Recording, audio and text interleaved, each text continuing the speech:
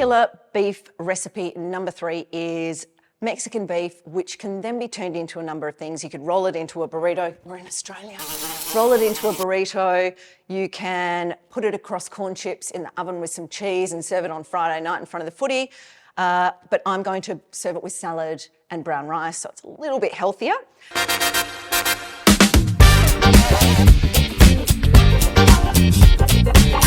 The other thing that's really important about this dish for me is I want to add extra fibre and also make the meat go further because I have starving teenagers. So I'm going to add lentils and kidney beans. You could use black beans. So you're getting lots of fibre, extra nutrients in there, and it's going to go a lot further. We are, again, seasoning with a spice mix that I've mixed myself at home. So let's get cooking in the pan. How long will this take to cook? Well, it'll come together in about 5 minutes, and then you just put the lid on and it's ready when everything's kind of given, so the veggies have started to kind of settle into the dish. So I think put the lid on for half an hour and walk away. Just let it simmer away and for all the flavours to meld. So I've popped the spice mix in and I'll just let that cook a little bit with the onions and the carrots before putting in the beef mince. So we're just browning off this meat. So literally as soon as the meat looks like it's mostly brown, then we're going to add everything else in, get the juices simmering, and then just put the lid on and let it all come together for about half an hour. You're waiting for all the carrots in?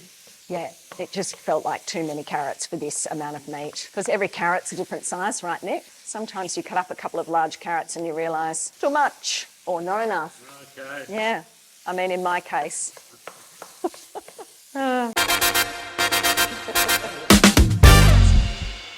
What I am going to add in here is just some zucchini, which will, you know, become part of the sauce and again, add that extra bit of nutrient. We're putting in red capsicum, so we're really adding all the veggies here. Putting in some tomato and tomato paste. Any kind of beans? You really can use any beans. Lentils are great because they almost mimic the mince, so you don't really know they're in there. And then, yeah, black beans, pinto beans, these are kidney beans. In Australia, the old fusion cooking is rife, so we don't mind what we put in dishes. But yeah, any kind of bean is fine, really. Nice and cheap.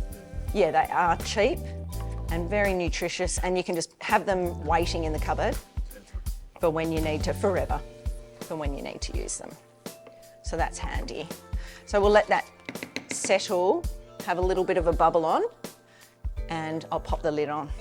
When I'm making a quick Mexican tomato coriander salsa, I just do it on the board and just leave it and mix it on the board. Just quickly rolling through each of the ingredients. Fairly finely chopped coriander leaves.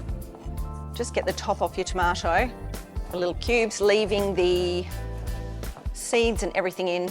That will be part of the juiciness. A little bit of red onion, a little bit of chopped garlic. Just enough oil to bring it together, not a lot. And then the lime juice. And as always, salt. And then I literally massage. And that is going to be your salsa, ready to go on top of the Mexican beef. Oh yeah.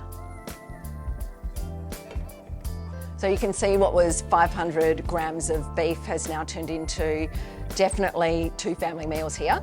It is going to be delicious. I'm putting it in with my cooked brown rice and salad. You can use any salad you like. And then let's just push a little bit of this tomato salsa on. We're going all the way, all the way. We're going sour cream.